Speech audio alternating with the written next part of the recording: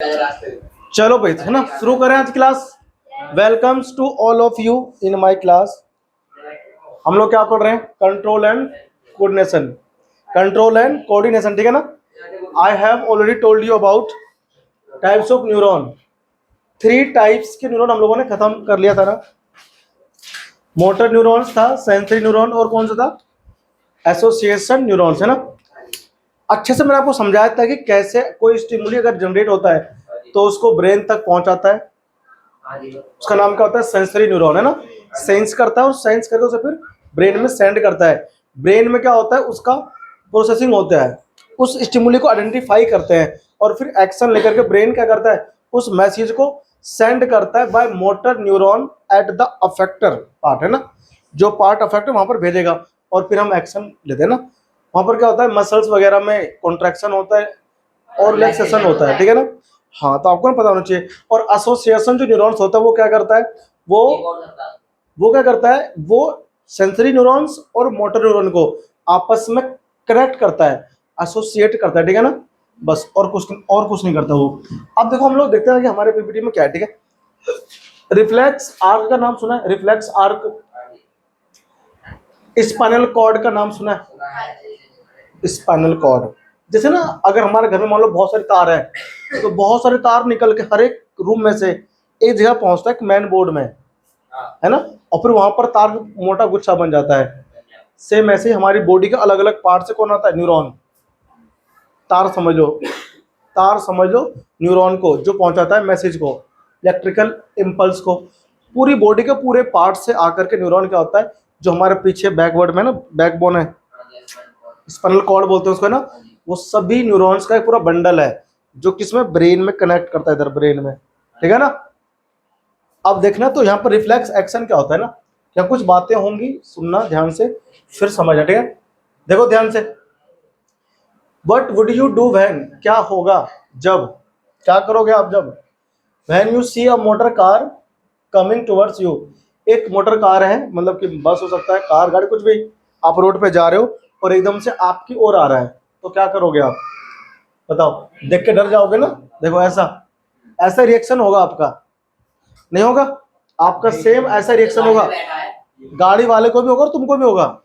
दोनों ही डर जाते हैं। अब मान लो हम बाइक पे जा रहे हैं बहुत तेजी से, सामने एकदम कोई आ गया तो हम भी तो डर जाते हैं।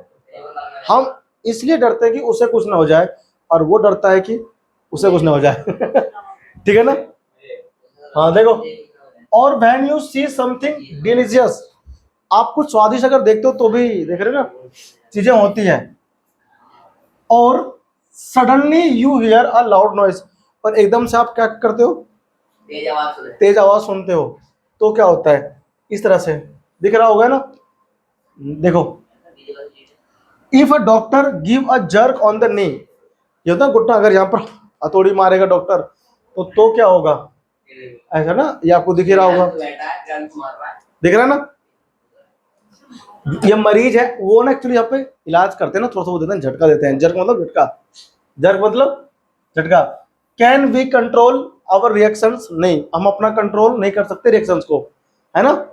अगर बहुत तेजी से आगे से कुछ आ रहा है और आपके सामने टक्कर होने वाला है तो आप उस समय खुद को कंट्रोल नहीं कर सकते कि मैं कुछ भी ना करूं रिएक्ट। आप रिएक्शन जरूर देते हो, है ना।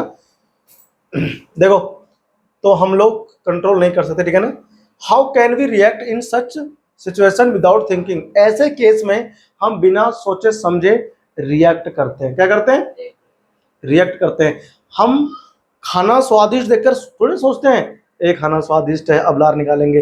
वो तो देखते खुद ही आ जाता है ना, खुद ही। ये अब एक, है ना, इलिस्ट्रेशन यहाँ पर होने वाला है, ठीक है ना। समझना कि हाथ जलाएगा किसी का, हाथ अगर हम ये रखेंगे ऐसे तो हाथ कैसे जलेगा?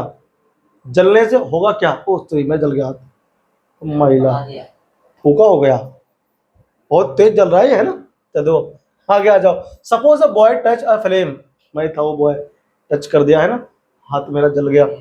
अब ये आ गया, ठीक है। एक्चुअली क्या है, कपड़ा पहन रखा है, ठीक है ना, कभी दूसरे कपड़ा नहीं पहन रखा है ना। देखो, ये बॉय है। अब यहां पर बॉडी में क्या है? ब्रेन दिख रहा है, ब्रेन। और देखो, ये ब्रेन से क्या है कनेक्टेड है? कौन? स्पाइनल कॉर्ड दिख रहा है ना, और ये क्या है, मसल्स। तो पूरी बॉडी का ध्यान रखना, मैं फिर कह रहा हूं, पूरे बॉडी का ये स्पाइनल कॉर्ड है, तो यहां से न्यूरॉन आया, यहां से न्यूरॉन आया, हर पूरे बॉडी के अलग अलग पार्ट्स कहां पहुंचा न्यूरॉन, न्यूरॉन पहुंचा उसके स्पाइनल कॉर्ड में, बिल्कुल बंडल बन जाता है, उसी बंडल को हम लोग कहते हैं स्पाइनल कॉर्ड। क्या बोलते हैं, स्पाइनल कॉर्ड। देखो दिख रहा है, सबसे पहले जैसे ही सेंस किया उसके हैंड ने फायर को, यानी कि स्टिमुली जनरेट हुआ, तो वो कहां पहुंचेगा, ब्रेन में। ब्रेन में कौन ले गया, सेंसरी न्यूरॉन ले गया उसको। फिर वहां पर क्या होगा, इंटीग्रेशन होगा, यानी कि वहां पर प्रोसेसिंग होगा, आइडेंटिफाई करने के बाद में मोटर न्यूरॉन के माध्यम से कहां पहुंचेगा, मसल्स में। कहां जाएगा ये बताओ, मसल्स में। क्या करेगा, suppose the boy touch a flame, if he think consciously, अगर वो सोचेगा कि मेरा हाथ जल गया, हटाऊंगा, इतने में तो हार्मफुल हो जाएगा ना, ठीक है ना। देखो ध्यान से क्या लिखा हुआ, इफ ही थिंक, अगर ये सोचेगा consciously about the flame, flame के बारे में सोचेगा कि फ्लेम जल रहा है, हम हाथ को हटाए ना हटाएं, then impulse will generate and क्या लिखा है, travel through sensory neuron to spinal cord. ये कहां जाएगा, पहले स्पाइनल कॉर्ड में जाएगा और फिर ब्रेन उसको सोचने के बाद में वापस भेजेगा through motor neuron to the efferent effector muscles, है ना।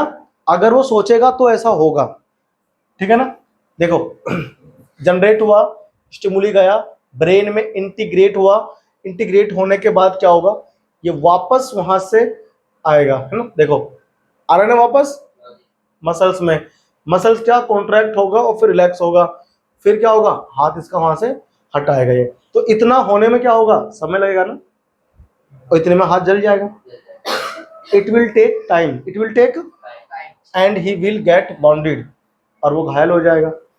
अगर कॉन्शियसली वो थिंकिंग मोड में है तो इतना सारा काम होता है, पहले न्यूरॉन जाएगा ब्रेन में, प्रोसेसिंग होएगा, ठीक है ना, एसोसिएशन न्यूरॉन उसको वापस भेजेगा किसके थ्रू, मोटर के जरिए, और इतना होने में समय लगेगा, और इतने में तो हाथ जल चुका होगा।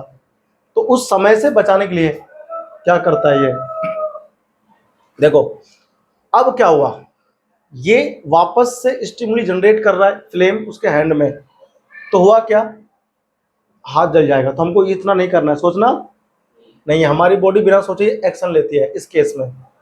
अब देखो ध्यान से, other possible way can be, अगला क्या हो सकता है कि एक व्यक्ति आए, उसका हाथ जल गया, और हाथ जलने के बाद में ब्रेन में नहीं गया, ब्रेन में कहाँ गया, स्पाइनल कॉर्ड में गया, और यहां पर क्या होगा, देखो impulse will generate and travel through sensory neuron to spinal cord.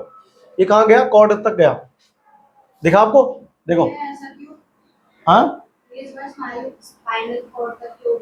समय कम लेगा, एक्शन जल्दी हो जाएगा, तो हमारा हाथ जो है बाउंडेड नहीं होगा, घायल नहीं होगा, ठीक है ना।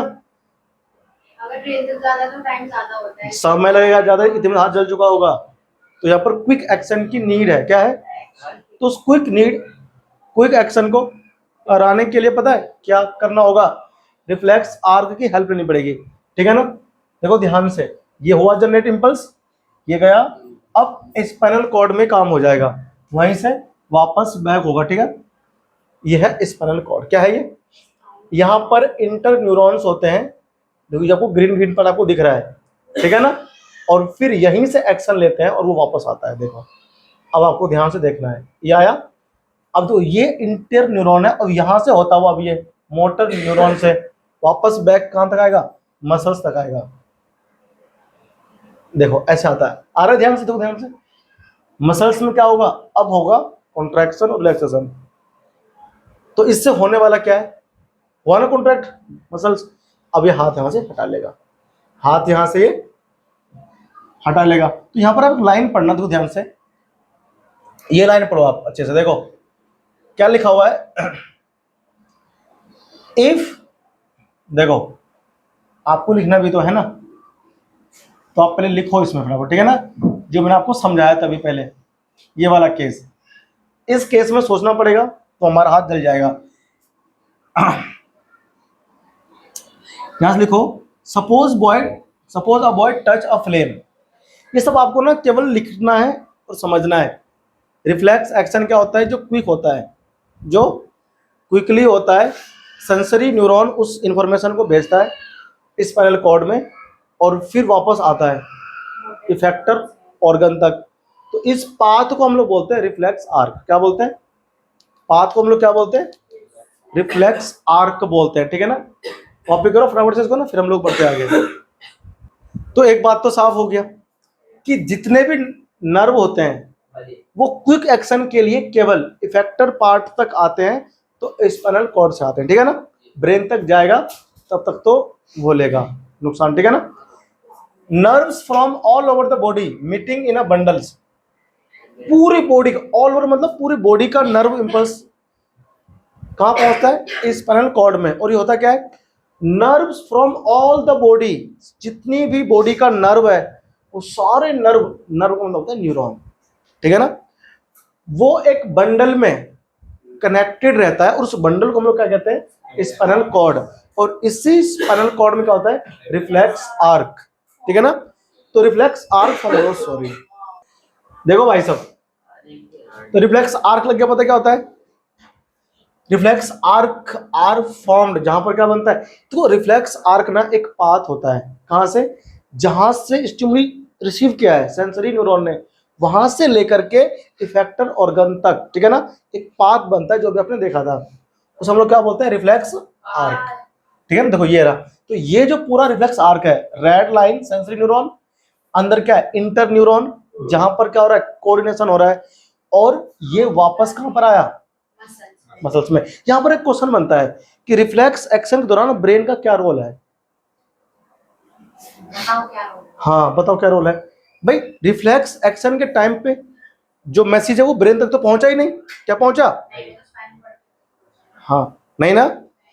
तो फिर रोल क्या ब्रेन का? ये क्वेश्चन तुम्हारे एनसीईआरटी में है। टेक्स्ट बुक खोलो फटाफट से, इन टेक्स्ट क्वेश्चन उसमें होते हैं। क्या होते हैं? ये रहा, इसी में इन टेक्स्ट क्वेश्चन क्या लिखा है? पहला question What is the difference between reflex action and walking? क्या? Reflex action and Walking. Walking, है ना? वॉकिंग में और रिफ्लेक्स एक्शन में क्या डिफरेंस है? तो रिफ्लेक्स एक्शन क्विकली होता है। रिफ्लेक्स एक्शन के दौरान क्या होता है?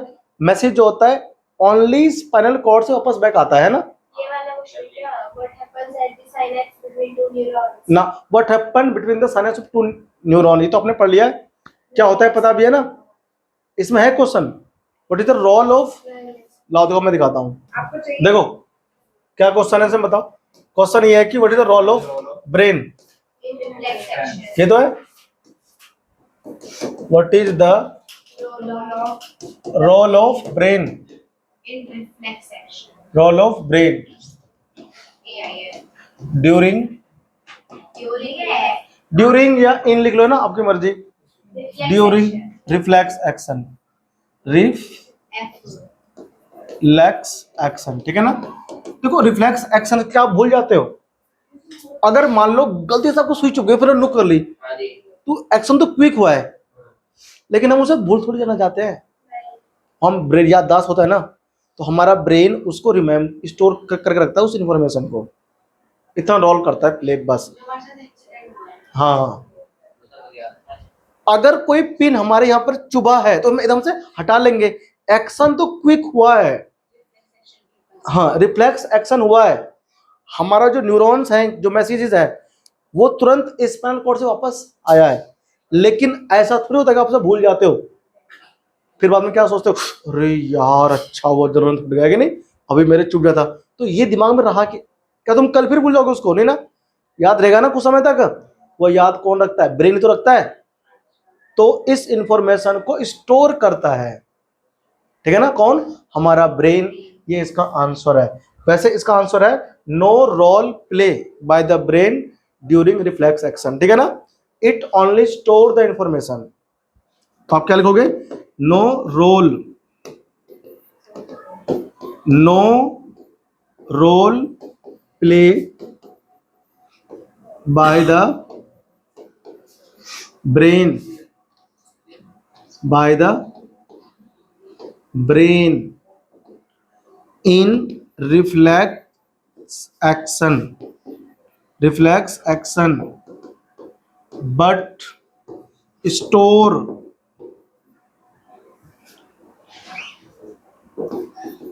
स्टोर लिखो या फिर रिमेंबर